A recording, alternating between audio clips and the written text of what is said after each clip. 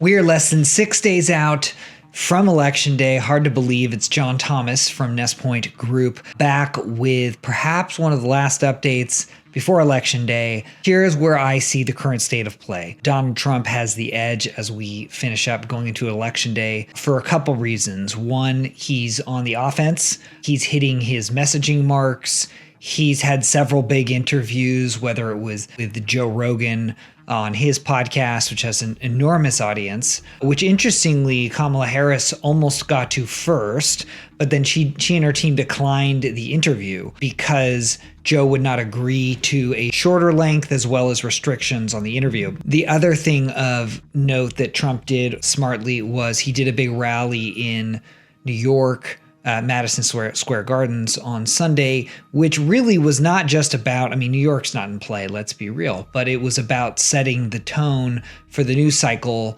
going into Monday in the last full week and showing strength and enthusiasm, which he did quite well coming out of that. Conversely, Kamala Harris is on the defense primarily. I haven't seen her since I think she plateaued, 2.5 weeks ago. I haven't seen her do anything really move the needle forward and start cleaning up. She's attempted to, but I haven't seen it work. Start advancing the ball forward into demographics that are traditionally Republican demographics. In fact, she's playing on the defense with groups that are traditionally stalwarts of the Democratic Party, such as African American young men. Not that she's going to lose them overall, but if she loses just a few of them, a few percentage points, that could cost her the race. Same thing with Latinos. Trump is making grounds with both of those groups. Now, Trump is hemorrhaging with women, primarily women under the age of 30. He hasn't been able to get into that group. So Harris's original strategy was to outperform with women, and that's how she thought she was going to get there to the winning coalition. But I don't think she anticipated that she would be losing the standard points of her coalition. As we look at the closing messages of the campaigns, I find it pretty interesting. Trump is running basically saying that Kamala and Joe broke the country, whether it's the economy or the border, and Trump will fix it and restore it. That's essentially his closing message, along with a few smartly crafted ads where Kamala said on The View that she would change nothing. She would do nothing differently than what Joe Biden has done over the last 4 years, which I think was a hugely bad strategic mistake. Kamala's running on, her closing message is what she calls a unity message, which is, I'm not Donald Trump. I don't think that will get her where she needs to go. That's essentially what she has been running on, and it's not getting her there. And I think that's for a couple reasons. First, Joe Biden ran on essentially that message in 2020, which was what we call the safe hands model in message frames, which basically means I'm going to restore decency, honor, and integrity after the chaos that was Donald Trump. And that seemed to work. But the problem is now Biden and Harris are the incumbents. And you're looking at a dynamic in which the incumbent administration is not popular at all. And so running on a safe hands model, a status quo model, is a difficult argument to make.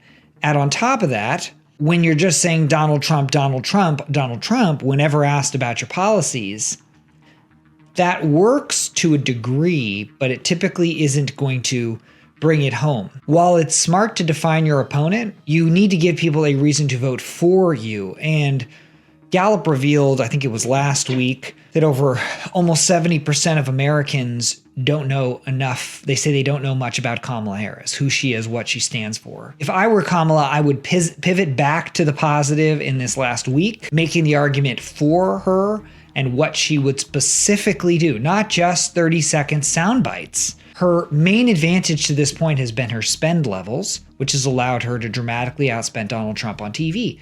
And that's very useful, hugely useful. But it hasn't been enough to seal the deal. And what you have to do is you have to buttress those generic talking points, like you'll secure the border, you'll strengthen the economy, and you have to put some meat on the bones. And that's what interviews are for. That's what your rallies are for. And yet what she seems to do is use the same talking points that she used in her 30-second spots, but more primarily focus on But what about Donald Trump? What about Donald Trump? I'm not convinced that that's going to get her where she needs to go. The other factor that continues to tick in Donald Trump's favor, at least as an early indicator, are early vote returns, particularly in states like Nevada. I'm paying close attention to Clark County.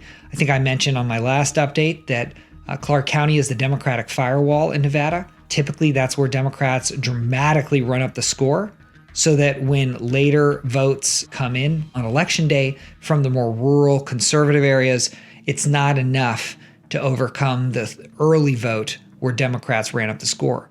The problem we've seen now consistently for a few weeks is that Republicans are outvoting Democrats in the early vote and have eclipsed them in Clark County. If this holds, and it looks to be very consistent, Democrats will not win Nevada, meaning Harris will lose Nevada, Trump will win Nevada. Does the incumbent Democratic Senator Jackie Rosen hold on? Perhaps she's up by almost double digits, so she has some room to hang in there with independents.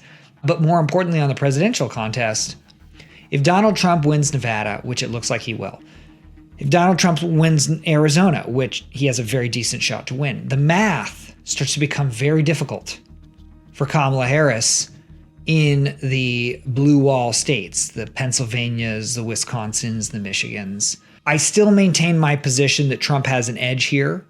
It is statistically quite even that Donald Trump could either win in a squeaker or equally win in a landslide if all of the states start to break his way. So Harris has a few days left to do something different.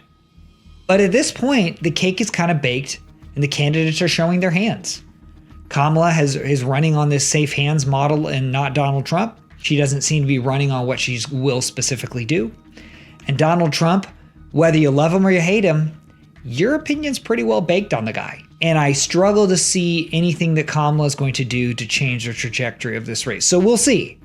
But my hunch on the matter is we're going to know who wins this election on election night. I have a feeling it won't be close. As we look at the U.S. Senate, nothing's changed in my opinion. Republicans will take the U.S. Senate. My hunch on the matter is Democrats take the House unless it is a landslide for Trump at the top of the ticket, and that could give some tailwinds for Republicans to hang on to the House. So that's what I'm watching. I think if we look back and if Donald Trump does win, we may determine that it was a dumb move of Democrats to take away Joe Biden out of the ticket, to strip him of being on the ticket, if nothing else, not necessarily say that Joe Biden was absolutely going to win. I'm not sure that he was. I don't think he was. But at least Joe Biden had a fighting chance with working class voters because that was integral to his brand. Kamala is just not showing up as a good candidate. She's running on identity. She's running as not Donald Trump. And that every time she sticks her toe in the water of a more difficult interview, she flummoxes it. She botches it. Kamala needed to distance herself from this administration. She's failed to even attempt to try at that. Is it because she's doesn't understand how to do that? I don't believe so. I think her team has made a strategic decision that if she's saying she's qualified to do the job because of her proximity to Joe Biden, that she has to take the good with the bad. And just they were relying upon Donald Trump's low approval numbers to basically look at this race very simplistically as a binary choice. If you burn down Donald Trump and you elevate him as an existential crisis, you are the only alternative. It's A or B. And I think that was their overall calculus going into this race. And it doesn't seem to be quite enough going forward. So that's where we're at. I'll try to do one more video, of course, before Election Day, and then give my quick snap recap after Election Day. This is one of the more interesting elections of my lifetime. Thanks for watching. It's been John Thomas for Nestpoint. If you're in the US, make sure to vote, and we'll see you on the other side.